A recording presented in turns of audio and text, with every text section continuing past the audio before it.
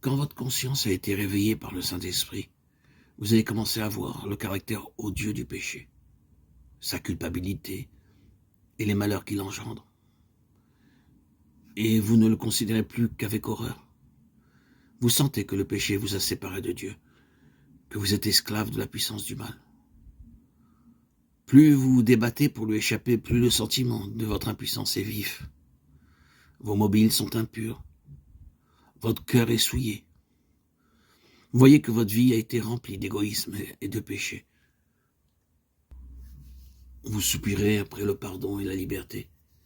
Être en règle avec Dieu, lui ressembler. Que faire pour y arriver?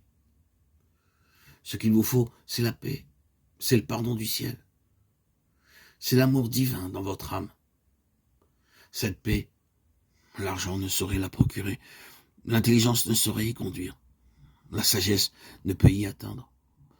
Jamais vous ne pourrez l'obtenir par vos efforts. Mais Dieu vous l'offre à titre de don, sans argent, sans rien payer. Ésaïe 55, 1. Elle vous appartient si vous voulez seulement étendre la main pour vous en saisir. L'Éternel dit, si vos péchés sont comme le cramoisi, ils deviendront blancs comme la neige.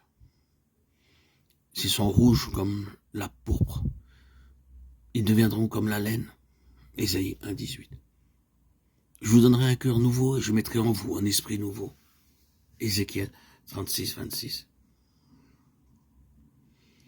Vous avez confessé vos péchés et vous les avez délaissés de tout votre cœur. Vous avez pris la détermination de vous abandonner à Dieu. Maintenant, allez à lui et demandez-lui de laver vos péchés et de vous donner un cœur nouveau. Et puis, croyez qu'il le fait parce qu'il l'a promis. C'est ce que Jésus nous a enseigné lorsqu'il était ici-bas. Le don que Dieu nous a promis. Il faut simplement croire que nous le recevons et il est à nous.